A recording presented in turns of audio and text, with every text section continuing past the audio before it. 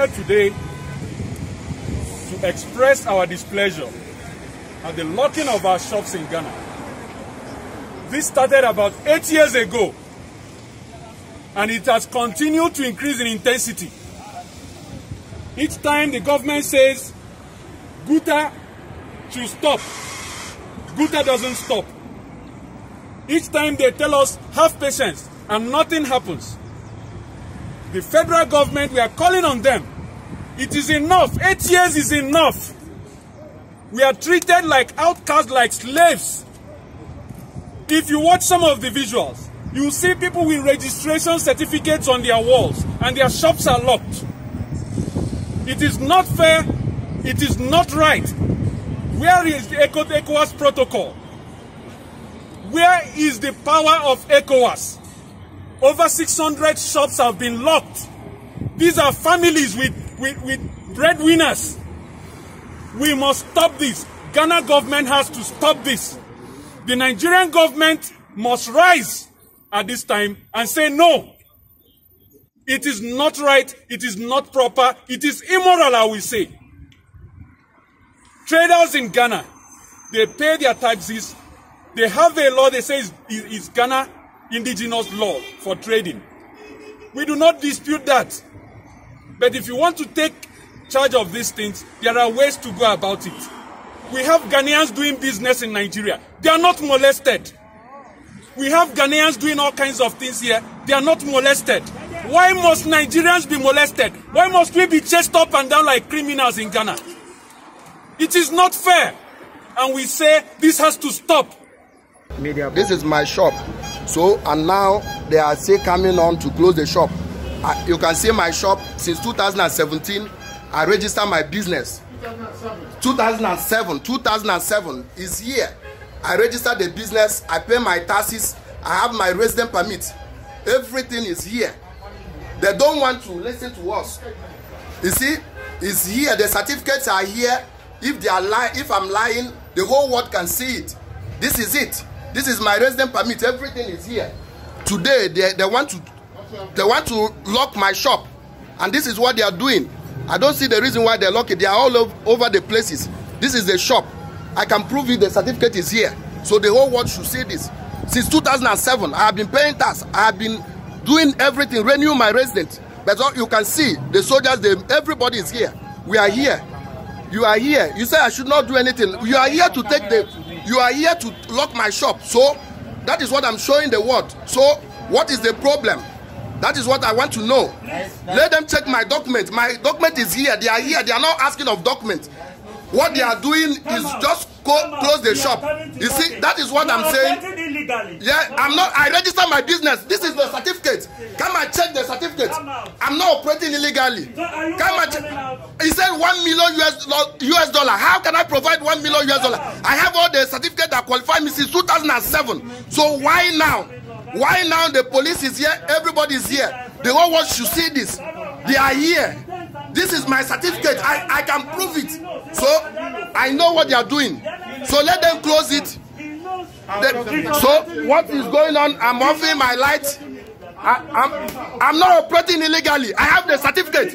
Check my certificate. It's only the $1 million US dollar he said I don't have. I can provide $1 million US dollar. I registered the business in 2007. You are the agent. Government sent you. The world should see this. I don't have a problem of locking the shop, but it is against. I have the certificate is here. So they should come and lock the shop. But this is the government task force agencies. I paid since 2007, and that's what they are doing. I'm not doing anything. So they are locking the shop. So that is what I'm saying. The whole world will. Yes, I didn't say you shouldn't close it, but the world should hear. They are all over the places. It is wrong. Nigerian government should not. We are not operating illegally. I have the certificate since 2007. I'm paying my tax. I can prove it. Come to my shop. Why are you not taking the documents? Why are you not taking the documents? You said I should provide $1 million US dollar. Did you have $1 million US dollar? The Ghanaian authorities say they have a law that stipulates that foreigners will not trade or do anything in retail. There are other things. Pharmacy, down the road pharmacy, taxis, barbing shops, all kinds of things. Now, but the question is, are Nigerians the only people doing this? First of all, let us look at that. Why must they single out Nigerians? Why must they single out Nigerians each time they want to do this? Why must they make sure that whenever these things come up, they start looking for flimsy excuses? They tell you Nigerian criminals. No criminal has a nationality. Yes. A criminal is a criminal. If Nigerians are criminals in Ghana, catch the person, prosecute the person. That is what the law says. Do not hang on the fact that you caught one Nigerian or the other one there, and then based on that, you say Nigerians are evil, Nigerians are this, Nigerians are that. We have Ghanaians here.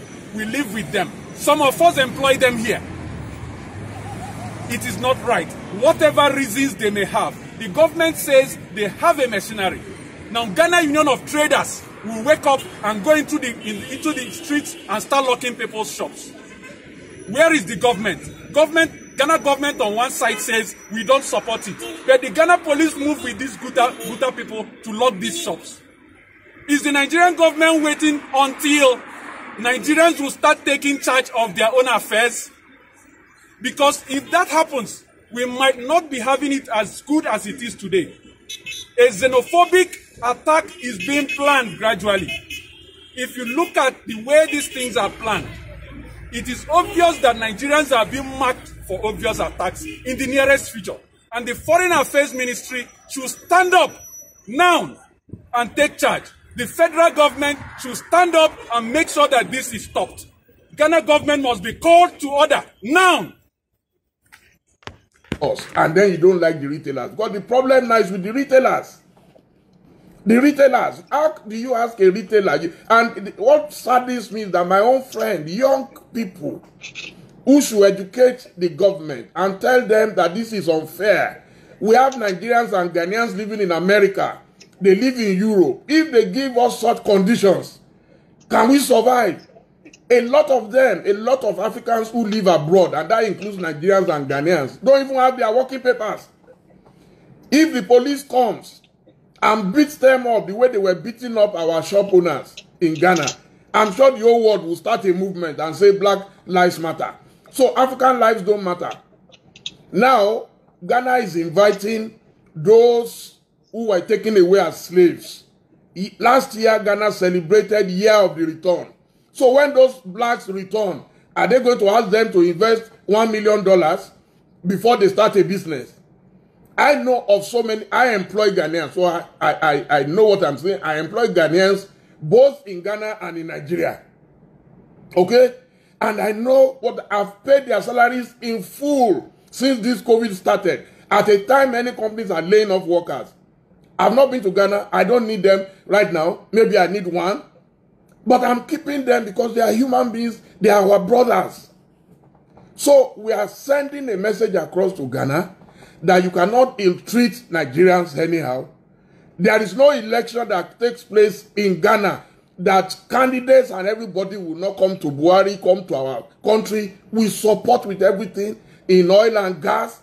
The West African gas pipeline, when we had problems here, it affected Ghana. The electricity went down. Okay, Obasanjo just sent so many cars to support the Ghanaian police. The bulk of the hotels in Ghana today will be empty if Nigerians don't go to Ghana. We've had a heated debate on social media yesterday with our Ghanaian friends. There is no country that can ever make progress by saying only for my own people. Then don't go anywhere. Then tell the people to go back to their countries. In fact, if I were the leader of Nigeria today, what I will do immediately is to order all those people and make provisions for them. We're talking to a few state governments in Nigeria. Go and pull out your people. Instead of waiting till maybe things will get so bad and they will be killed. The thing is that there are people who push the government in Ghana. This is not the first time it's happening. But before we were able to resolve it, what they do is they think they can't compete with the Nigerians. You understand? It is about competition. Yeah, I will not use the word jealousy. It's about competition. And election is coming in December. So this is the best time that anyone can blackmail the government and say, no, you are not protecting us enough. You are allowing these Nigerians to take over our business. But it's the same way Ghanaians come to Nigeria. I'll give you just one example.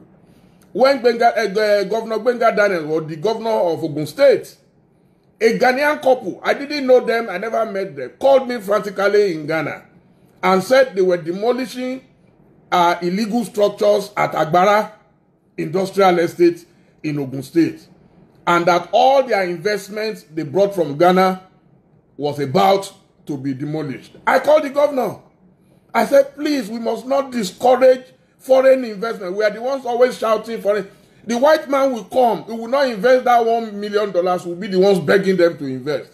And you will not believe it. The governor hearkened to my advice and immediately ordered that these Ghanaians must not be touched. That in fact, they should go and check and see how they can make them feel welcome in Agbara. Why can't we do that, for our own people in Ghana? If people commit illegalities, I will never support them. There are Nigerians who give us bad names. I will never condone them. But in this case, these are people with valid papers. Some of them registered their companies even before all these laws were made. You see, what they did was that suddenly one day, they moved the investment from $50,000 and went as high as $300,000. Who does that? You must invest $1 million before you can trade. How? Where? And I've asked my friends who are defending and trying to justify this nonsense that just mention one country where that is done. And now we're not talking of ECOWAS. And they are beating up people. I saw a man showing them his document. I paid my taxes. He was showing the document. The police said he should get up. The enforcement agency said he should get lost. They refused to look at the papers. That's what got me angry. I said, why? If you don't want them, simply tell them. It's a very skillful way of telling them to go back home. Trust me. Anybody who asks you to, how many companies in the world started with $1 million? I started Ovation with only £10,000 in London.